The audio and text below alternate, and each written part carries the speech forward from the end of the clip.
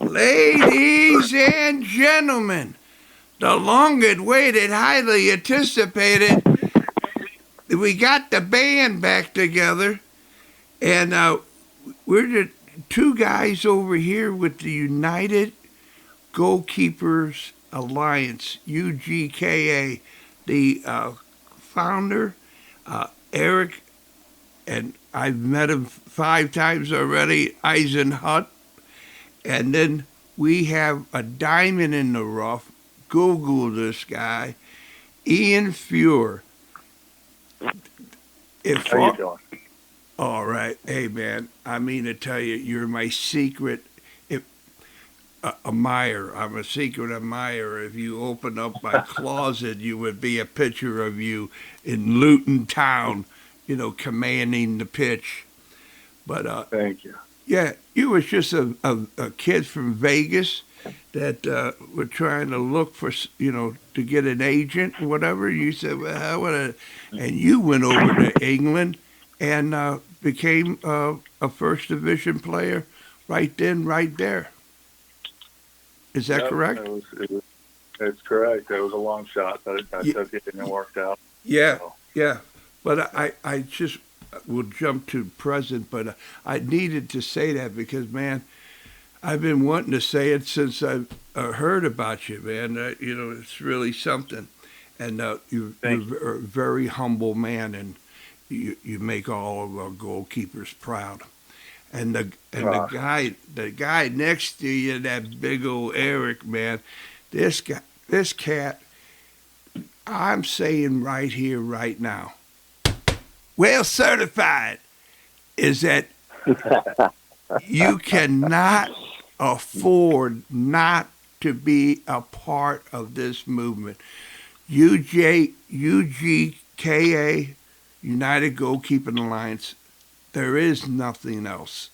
It's the standard that all goalkeepers uh, must adhere to. I mean, we have ways about ourselves to be individual, but there's rules of the game.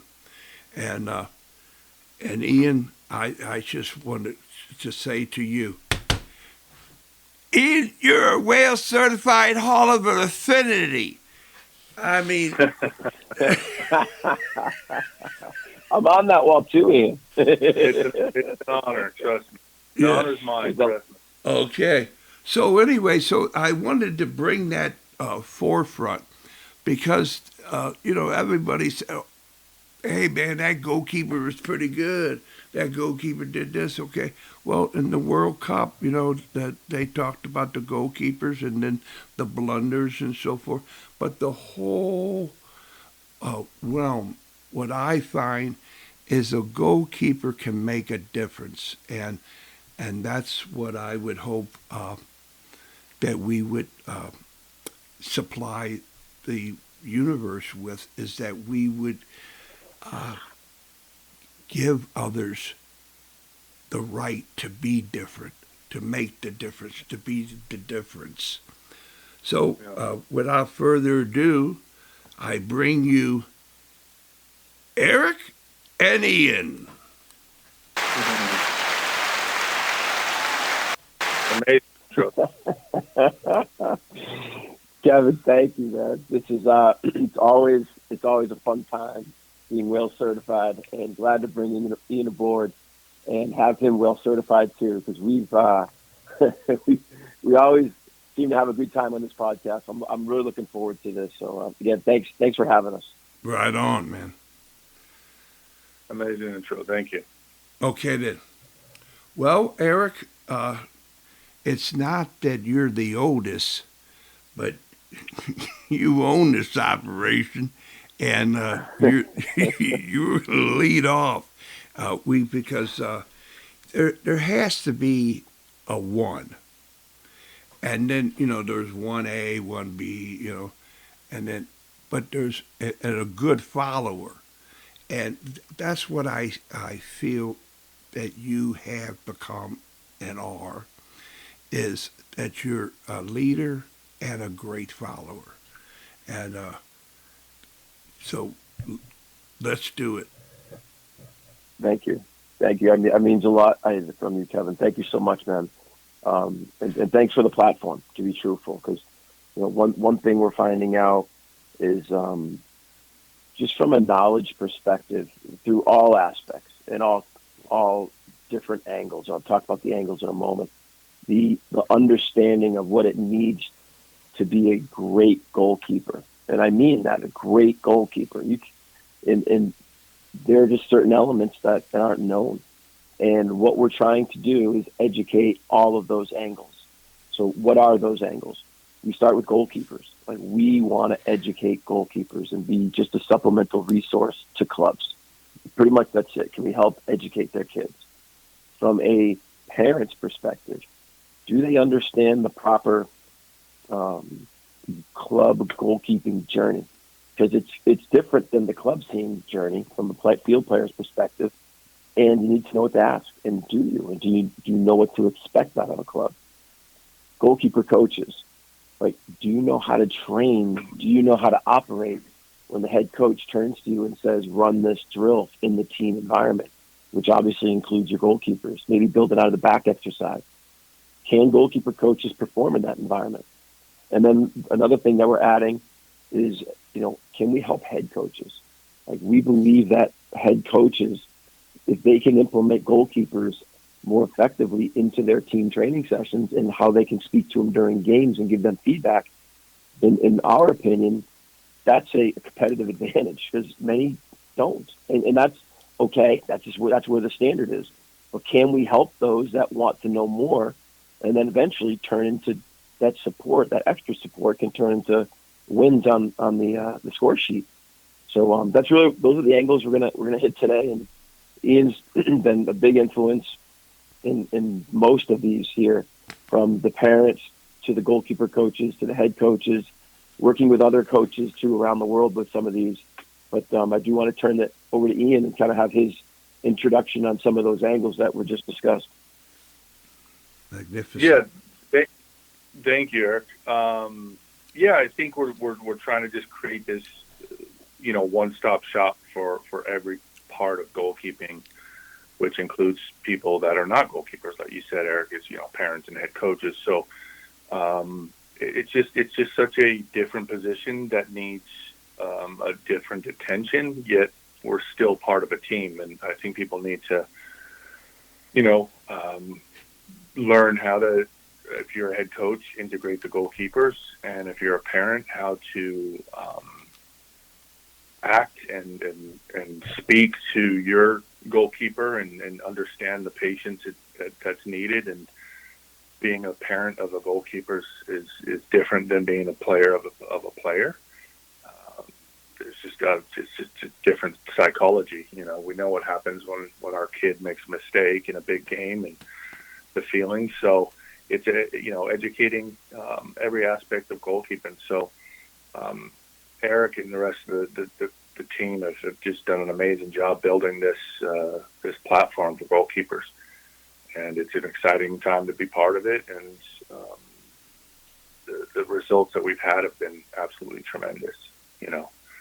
And going off next kind of big adventure, I guess, we're going into is coaching the head coaches, where they can get a better understanding of what we go through, how to integrate them into the team, how to, speak to them, when to speak, when not to speak, how to speak, how to make big decisions on who starts, who doesn't start, how to keep everybody, involved. So I think that's something that personally is a big, is something close to my heart, because I've seen a lot of gaps when it comes to that knowledge of goalkeeping, especially from the head coach's side. So it's our goal to kind of fill those gaps.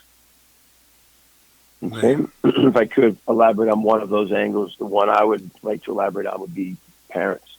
Can we help parents understand, what the expectations should be, what the questions the right questions to ask, and can we help them? And it's really another angle that we want to help and give them knowledge, because knowledge, can be very powerful, and especially when you don't know, all of a sudden you start to understand the process and what the expectations should be. That's hopefully going to make progress within your club and ask the right questions. But, I'm looking forward to elaborating on that too as we get more and more detailed with these conversations. My father wasn't alive when I was playing the ball, in a serious manner, but my mother was, and holy moly, there's nothing like a goalkeeping mom. I mean, No. I mean, man, you talk about being different. I mean, gosh, how magnificent they are, and being a goalkeeping coach, meeting those mothers was just outstanding. So I wanted to bring that aboard. Kevin, let me add to that. One of the positions that we say is the hardest position in all of club soccer is the mother of the goalkeeper. Yeah. It's the mother of the goalkeeper. That is yeah, man. Yeah. Oh. Well, that's called again, dead air, so we gotta go. Yeah. Again, it's just that the parents are such a crucial part of it, because it's kind of a trifecta with the keeper coach, the head coach, and the parents. If one of them aren't on board, it makes the whole process more difficult. Well said. As keeper coaches, we can train our keepers as much as we want, but if they go to the team and the head coach is, doing the exact opposite, makes it hard. Same thing if the keeper coach and the head coach are on board, but the parent is talking to their kid in a certain way that makes it, it's slow the process. It just makes everything, So again, our goal is to hit every angle to make everything as positive as possible. And I don't mean, positive in terms of development. Again, we're excited. It's a good time. And Ian, your coaching experience comes from the youth to the professional. Yeah, it's there's not a lot I haven't done as a coach. I mean, from coaching thousands and thousands and thousands of hours on the field on private and small group sessions, all the way up to the full national teams, winning MLS Cups, coaching the Paralympic team. I had a keeper for the Australia Olympics for the U.S. national team. Wow! And his right arm was he couldn't really use it. He couldn't straighten it out. It was like so I had to. It was amazing educational opportunity for me, because I had to change a lot of things that I thought, okay, force him this way, force the player this, because he's better to his left than he is to his, so it was, that was awesome. And what a great keeper. He, amazing kid. I still talk to, so, there's not a lot I haven't done. So I'm trying to give it back to the people. I feel, whoever wants it, I'm an open book, and I've gone through the youth system myself from AYSO to the EPL. And I also have kids my own personal kids that I've brought up through the systems of youth soccer in America. And then as a coach too, I've done, kind of the same thing. So I kind of can hit all angles and help people, in multiple ways, from the psychology of goalkeeping or coaching to the parents, to the coaches, to the, I try to hit every angle. So I wanted to say, when I learned from you about being on the ball line, meaning that you're the center of the goal and the ball, wherever the ball. I mean, when I tried to teach that, I was like, I had two heads, And right. I said, this is so simple and so effective and efficient that it escapes most everybody. Right. So Yeah. So And I fell back to where you're like a Einstein. That they said, "Oh man, Al, come on, take it easy on me." But man, you're brilliant. well, I appreciate that. I've never been called Einstein. Maybe, soccer, maybe. But yeah, I think again, it's having done so many hours of development. You just try to come up with different ways to explain it. And over the years, you find ways of explaining high level, detailed things in a simplistic way. And that's my goal, is to make it. One of the compliments I think I get from a lot of people is they'll leave a session or a seminar or anything and they go, wow, that made absolute sense. And it was so easy to understand. And that's the goal. It's like, I think a lot of, I don't know how to harp on coaches, but a lot of coaches nowadays, they make things sound so difficult and sophisticated. They're using all these fancy words, and I'm like, oh, so you mean warm up? You know what I mean? So, okay. And it's just like, I get it, you want to, but at the same time, it's like, make it simple to understand, and then it'll hit harder. So yeah. I appreciate that. Right. That's something I strive. Oh, good. I strive for that. Yeah. Chime in, Eric.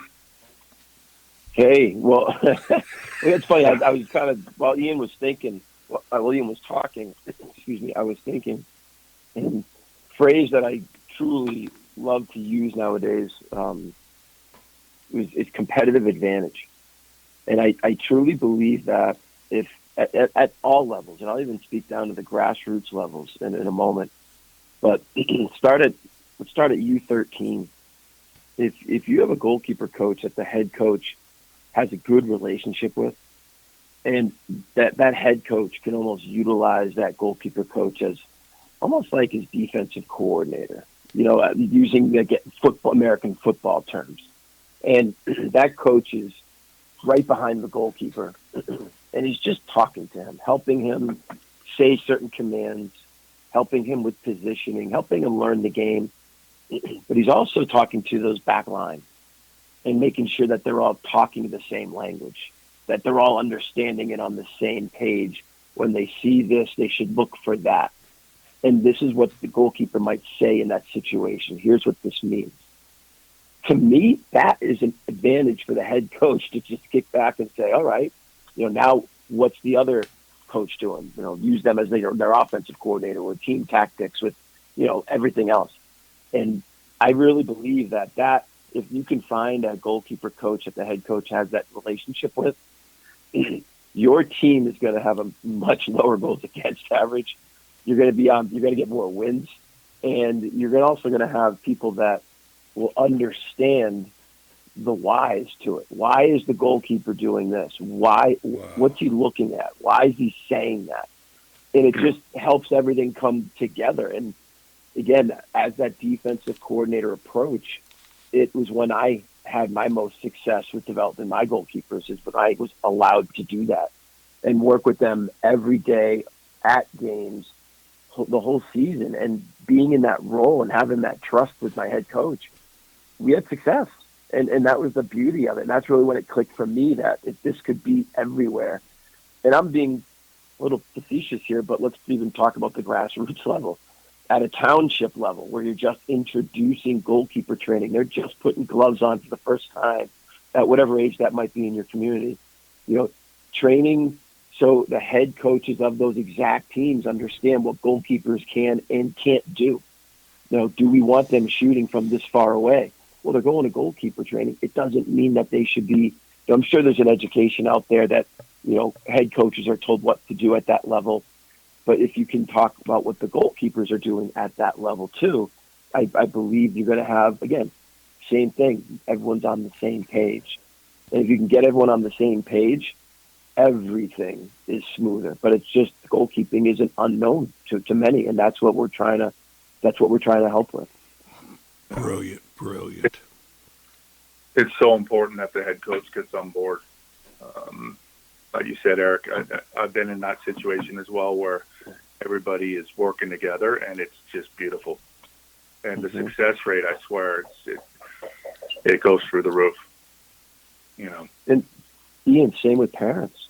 You know what I mean? You get that supportive parent, and sometimes parents, you're going to have to be supportive in a way that might not be, in the short term good for your kid. Meaning they're going from the 1 to the 2, but you have to. You need to know how to you need to know how to support your goalkeeper when that happens, because this is going to happen. It happens to everybody. It happens to the best in the world. It happened to Ian, right? Like you have to know how to deal with that. Well, imagine if, again, here's the difference, and I have these not arguments, but talks with other parents or coaches or people in terms of like the most difficult position. It's goalkeeping, period. And here's why. Imagine every time your midfielder mispasses a ball, play stops, one side of the field cheers, one side of the field is throwing their arms up and throwing lawn chairs, and the ball goes to the center field and the score becomes 1-0 or imagine every time. Now put that pressure back on the player and go, oh my God, if I mispass this ball, it's a goal. That's goalkeeping. Wow. You look at even the World Cup. I mean, I can't remember. I think it was the Swiss keeper. Amazing tournament. Or was it the Norwegian? I apologize. The Norwegian tournament. He had a great tournament. The guy shoots from 22, and the ball moves a little bit. He spills it. It's a goal. They're out of the World Cup. I mean, that's goalkeeping. So if we as goalkeepers are willing to take on a role of that, let's say, it's extreme, then you have to also be willing as a head coach and a parent to be understanding of that and help us through it. Wow. It's like, otherwise you're not going to have goalkeepers. It's like referees. If you just completely berate and hammer these youth referees who are getting paid big money every Saturday to coach a U12 game, I'm being sick, obviously. It's like, what do you expect? I mean, it's a kid making $20 a day or whatever he makes a game or she makes a game, and I mean, give them a little leeway. Like, yeah, they're going to miss a call. Like, they're not professional referees, but if we keep hammering them and screaming at them, who's going to want to do it? We're not going to have a game, Yeah. So I see these keepers getting berated, and I'm just like, they're 12 years old and they misplaced a back pass. I mean, you see it at the pro level every weekend. Yeah. From your lips to God's ears. Yeah, exactly. So what do we expect in here, like perfection at age 12? It's so we have to get an education going of like you said, Eric, the parents as well. It's head coaches, parents, so yeah, it's exciting. I love helping. If I could jump in regarding what you were just talking about, that the goal player mentality where they're the first attacker, but also the most danger. It's the most dangerous, vital, miscue, and it's an oops, we're 1-0. Yeah. It's you truly look at, and this might not be known. Truly look at the options that the goalkeeper has, then compare it to your field player, and the options are so limited. Literally, there's only 2, maybe 3 options for goalkeepers when that ball is played to their feet. And field player can go in many different directions, including backwards. And that to me it's just, that's where the pressure comes from.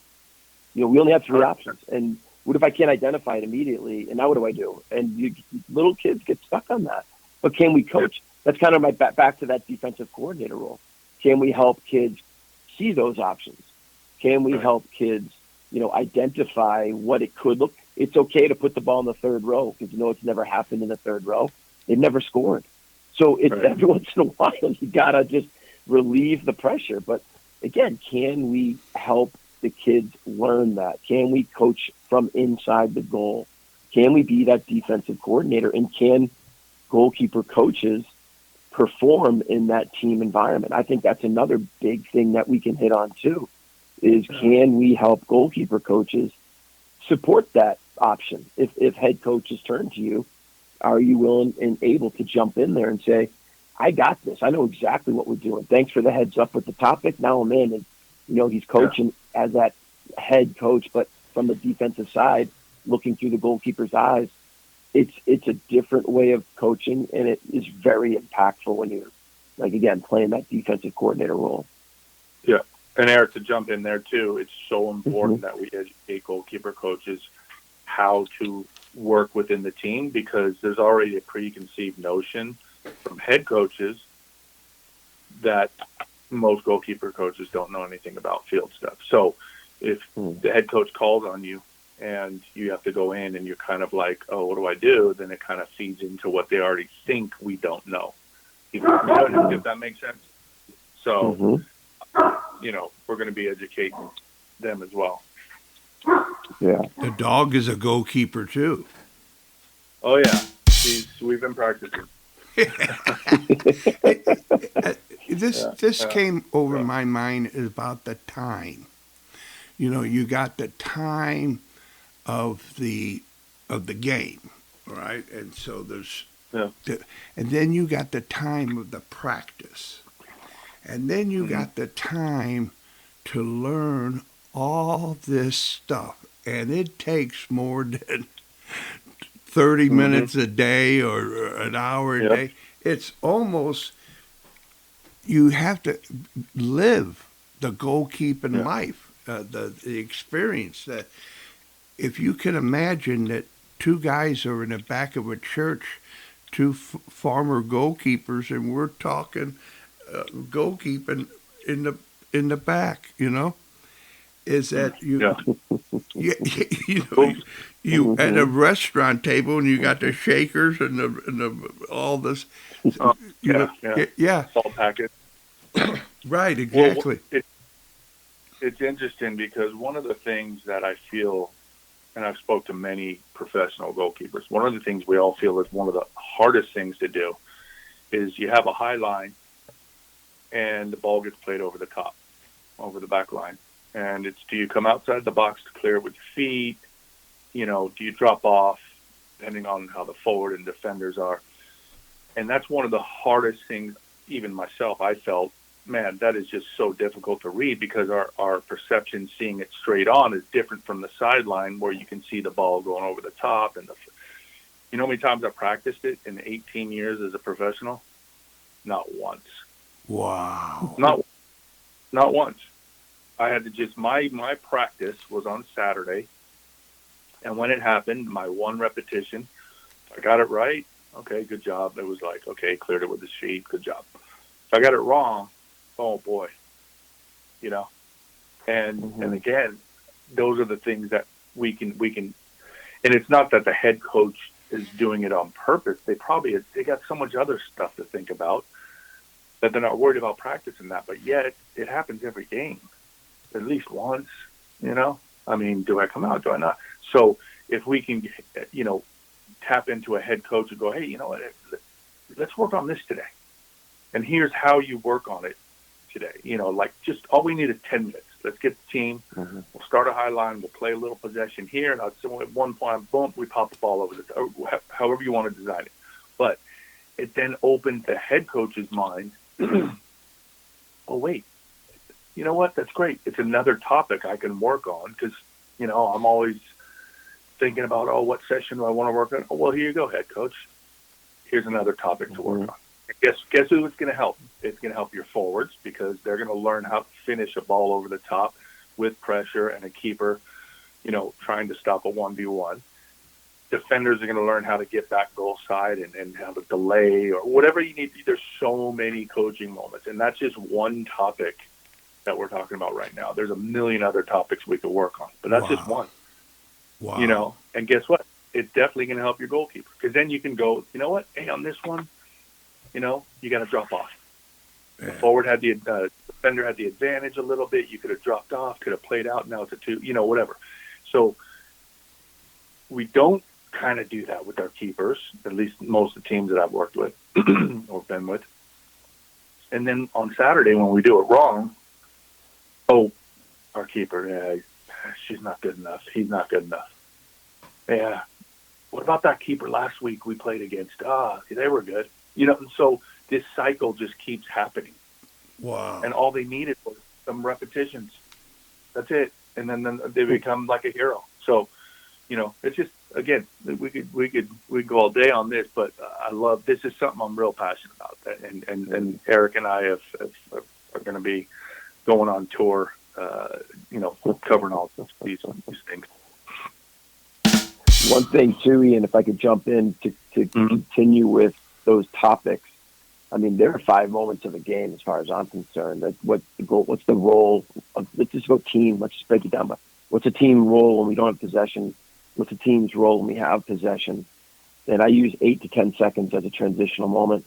What's the team's new role or roles when they just lost the ball and now they're going back to defense? And then the other side, they just won the ball and they're going to offense. What's everyone's role? Everyone's got a different role. Do we teach that? And I'm talking from a team perspective, not just goalkeeping. From a team perspective, do we teach that? Do we get into that? Because that's important, I believe, when you're, making it game realistic and you understand everyone's roles, it helps with the team understanding and the tactical understanding. And I feel that if those 5 moments of the game are understood, and the other moments of the game, by the way, that I feel we could do a little bit more with is set pieces. You mentioned in this one moment of the game, Ian, where it's that through ball, and we expect the goalkeeper to make the play. I feel the same holds true with set pieces, and we've got a lot more of those. I hate to say that in the youth game in particular. And who's doing this? Who's the one who's responsible for that wall setup? Goalkeepers. And do we teach that? Do we coach that? And that's not just the goalkeeper though. That's the who's in the wall. Why? What are we saying? What are you listening to? Why is that important? Where do you want to set the wall up? Who's commanding it? How many people? What's like little things like that? But if the whole team understood those roles, even for the kids that were in the wall, even for the kids that are man marking, like it makes it so much easier to then, by the way, do all of that in a game. Hold on, in less than 8 seconds. That's hard, especially for a younger kid. So can 100%. We help that? 100%. I had a coach and I feel. Go ahead. It was myself and the keeper, and they were like, "Can you go over there and work on walls?" I'm like, "Yeah, I can." Visually just say, "Okay, the ball's here 6, and if the ball's here 5." Get the mannequins out. And then what? When we go to a game, the team has no idea what we work on. You know what I mean? Exactly so right. Again, I think it's not on purpose from head coaches. I feel they just feel like there's so much they have to work on that if they have to involve their keeper, it's like, well, I don't know about goalkeepers, so it's just, let's push it on the goalkeeper. And there's different aspects of the goalkeeper coach. There's obviously the technical and the private training and the session, the time you have, apart from the team. But man, it is so important to be part of the team. The 10 minutes, it seems a lot, but it's really not. And that 10 minutes of making difficult things seem simplistic, to be able to really do it, it's like, oh my God, the hours and hours of benefit, the years, the decades, it multiplies. Is that just that little 10 minutes? You got time. Yep. You don't have the time not to do it. You cannot afford not to have these things. And that's why I feel so passionate about what you all are doing at UGKA. You can't afford not to have yous, and the knowledge of it all to get that competitive edge. You cannot afford not to, Well, one of the things I think... Go ahead. If I could, I got something after. You sure? Yep. Okay. Yeah, I was going to ask actually you a question, to be honest with you. Sure. Ian, how important are like, and what would you speak to parents about if you had them for 2 hours on a Zoom call? What would be some of the key points or the coaching points you would advise parents on regarding goalkeeping in the club scene? It's patience. You have to have patience. As a keeper, Kev, you mentioned it. This stuff doesn't happen in 10 seconds. You can work on hands for 5 days straight, and they're still going to drop the ball. You can work on diving for 2 weeks straight, they're still going to dive wrong. It takes time, and I think, we need. I get parents all the time, coaches all the time, call and say, "Oh yeah, they struggle with one-on-ones." And I'm like, "Okay, how old are they?" Like 10. I'm like, "Yeah, that's going to be probably till they're like 40." So it's just the understanding of how hard this position is to get it right in the moment. And I have a way of putting it is, you go from not knowing to knowing. So a kid, keeper, 12 years old, he or she, learns how to dive. So you went from not knowing how to dive to knowing how to dive. Then the next phase is doing it. Okay, so you start doing it in training with your keeper coach. Then you go to your team and you're a little more, nervous or whatever. So the level drops a little bit. So the head coach sees the keeper that's like maybe not diving as well as they should. The keeper coach saw them diving pretty good, and so forth. So then they go to the team training, it drops a little bit. And then the final piece is doing it under pressure. So not knowing to knowing, to doing in training, to doing it in a game. And to do it in a game under pressure with 0.5 seconds to get it right, that takes a long time. So the patience has to be there. So even though maybe in the game you don't see improvement, they're doing a lot of improvement when you're not seeing it. And then all of a sudden it comes to fruition, in a game. And so we'll go to training with your keeper coach. A parent will, take their son or daughter to keeper training, and, they don't really see any results, but actually there are results being made.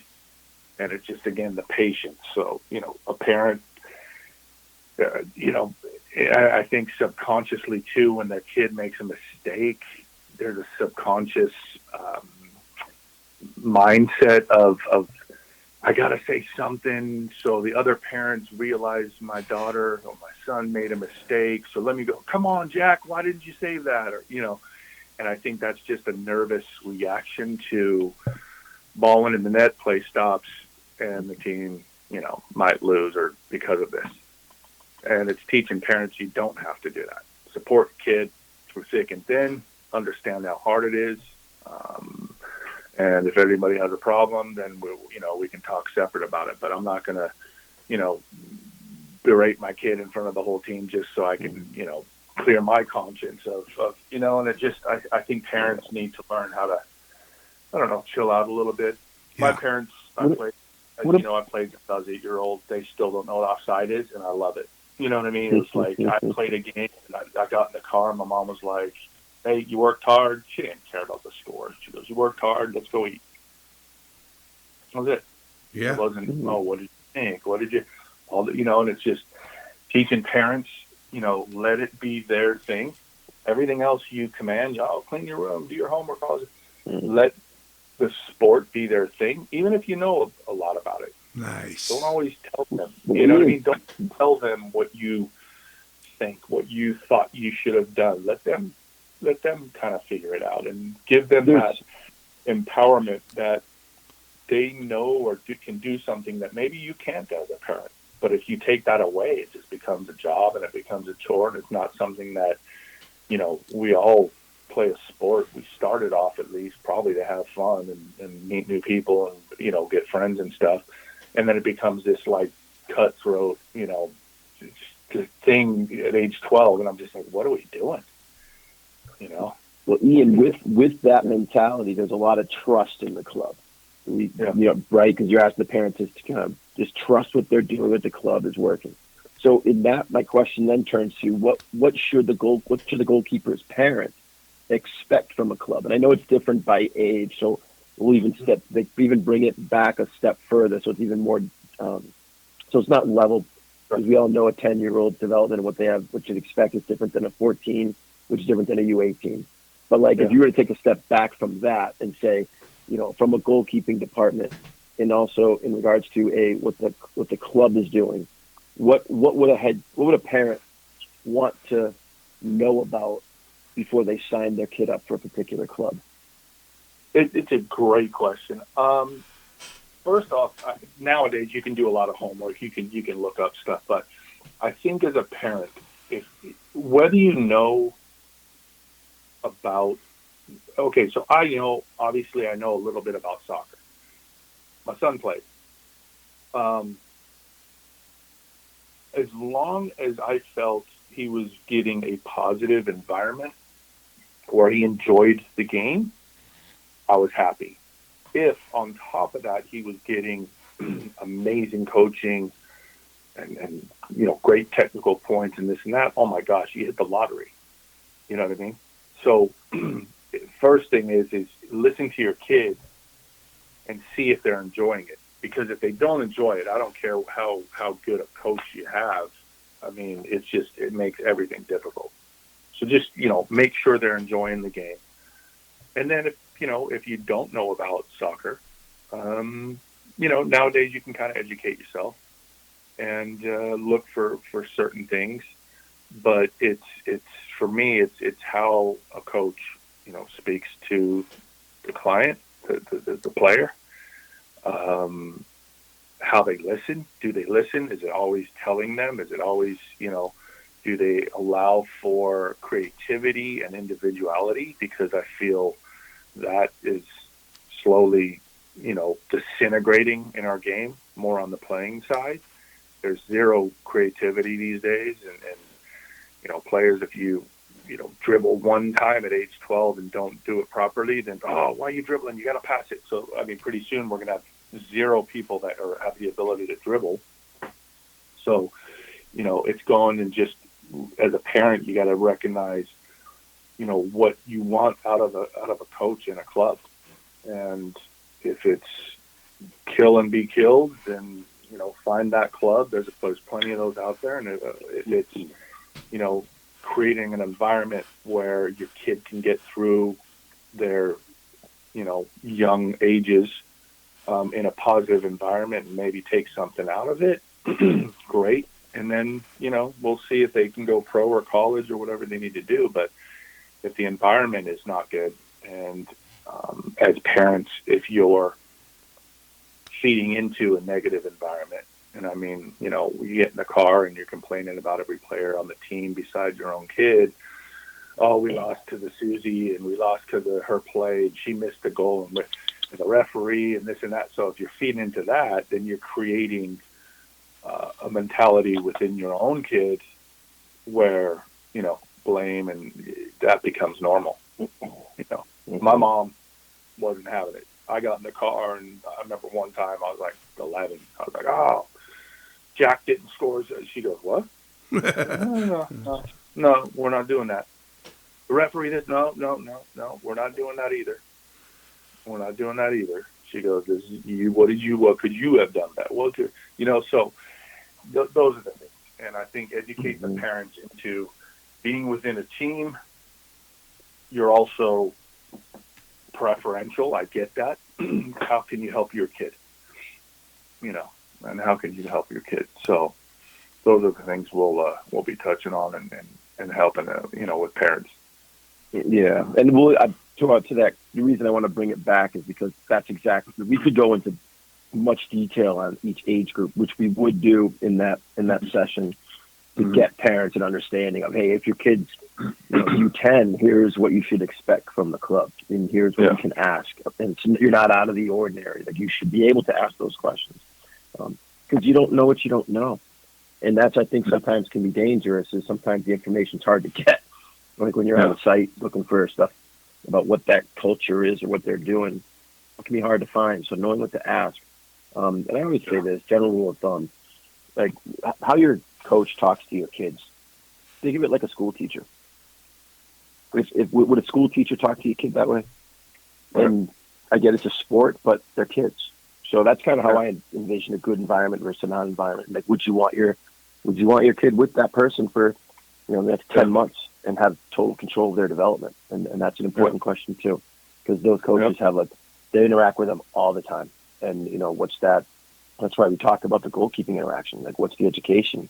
Because they're with them all the time, whether you're in a good environment or not. You're kind of limited, or you have access to, great or poor options. And that's what we want to be, is that supplemental resource for all of these key figures, parents, goalkeeper coaches, head coaches, and obviously goalkeepers. We want to be that additional value. We want to add that additional value. And that's all we're here to do. We're a collection of close to 200 goalkeeper coaches around the world. We're very fortunate enough to have Ian join us over the last year. And, we're looking to help. So, whatever we can do to help, please let us know. Yeah. Well, gentlemen, we're coming up. We got 10 more minutes. 10 more minutes of this. We're going to stir the pot. Let's do it. Is to say, Oh. is to say, I'm Joe Blow, and I got my boy and my girl. They want to be goalkeepers. What's my first step of reaching out? How do I get a hold of you? What do I do? How do I do it then? Mm-hmm. Well, how I'd answer that is, if you're looking to, look for that supplemental resource to help you with your development, and through an educational perspective, and then through connections, meaning goalkeeper coach connections in your respective area, camps, clinics, discounts on all that fun stuff for goalkeepers. We try to be the one-stop location for everything you need from a goalkeeping perspective, at least have connections to those others that we might not be directly associated with. Gloves, equipment. Let us help you. Help us help you. Yes. And how we can help that Joe Blow who comes in and asks that question. What I'd say is this. I first and foremost like to get in touch, and we do get in touch with the goalkeeper coaches in that respective area, because we want them to know what the supplemental resource is about, and we want them to know what the kid is learning and going through. We talked to the education around the 5 moments of the game. I spoke about those 5 moments earlier. But what is the goalkeeper's role in those 5 moments? What's the tactical understanding? What are the defensive responsibilities and offensive goal player responsibilities? What about the 5th element that we talked about and identified, setting walls? How do you do it? What's the tone? How many people in this situation? Who's doing what? And can you do all that in 8 seconds? So we educate and help with through film review, through breakdown of the tactical understanding, and also the other 5 elements of development, tactical and technical. We also speak to the psychological balance. There are certain moments of the game where you need to be dead on focused when you're out of possession and the ball's inside your 18. Hey. Right? That's a much different mental check-in than the ball's down the other 18 and you're in possession. You can be a little bit more relaxed, talking to your back lines about what-if scenarios. So there's a different psychological balance needed in different parts of the game as well. Then we get into the physical characteristics. And one last thing. Go ahead. How does Mr. Blow contact you? UGKA.com? Yeah, so they can go to UnitedGKAlliance.com, or they can go to an email, info@UnitedGKAlliance.com, or they can call, text 781-424-3028. Oh, baby.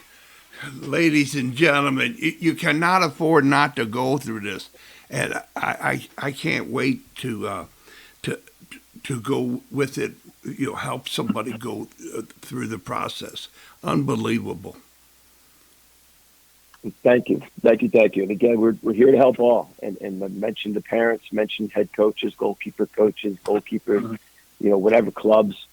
If you're interested, please reach out. At least let us start the conversation, what it could look like. We're just a supplemental resource, but we do provide a very strong impact, and we like to be impactful for you and your goalkeepers. So, Kevin, thank you for the time today. This is greatly, greatly appreciated.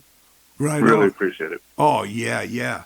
And you always have the front door's always open with you guys. Whatever I can do to further the mission, please let me be your missionary. Thank you. Yeah, the whole story is that in whatever region you're in, there are goalkeeping coaches that are just almost very similar to you two. And definitely, if you're a part of UGKA, you have a commitment to further the position in a in a conformed manner. Be creative, but you have foundations and pillars and so forth. So you can a person in St. Louis can get the same type of goalkeeping education as they would in California or down in Texas or Florida, Michigan, that it all becomes a collective meatloaf that's unbelievable. Yeah. Is there It's amazing. Yeah. is there anything like when they go to D1 schools or professional, they forget about you guys and don't come back, or you have a Honestly, No, we Kevin, still- quite the contrary. They Yeah. want to be coaches, and they turn and utilize the resources in a different way. So instead of now being the ones getting educated, now they're the educators. Now they're the coaches, and they still stay within that network. And it's great seeing them flip. And I've had many kids just this week at our residential camp approach me about that and what that transition could look like. So once a goalkeeper, always a goalkeeper, Kevin. there you go, Right, baby. There you go. Yeah. Eric, you always bring the excellence to the top. You're so efficient and effective in your manner. Congratulations. And you only get one time to make a first impression, Ian, and you pass the audition, man. Way to go. I love it. I'm glad I passed. Thank you. Well, ladies and gentlemen, this has been Wales Certified. And so you know that I know that you too can be Wales Certified if you try. But you can't mention Wales Certified without thinking about UGKA, United Goalkeeping Alliance. All right, ladies and gentlemen, thank you, my friends, Eric and Ian. Thank you so much. Thank you, brother. All right, bro.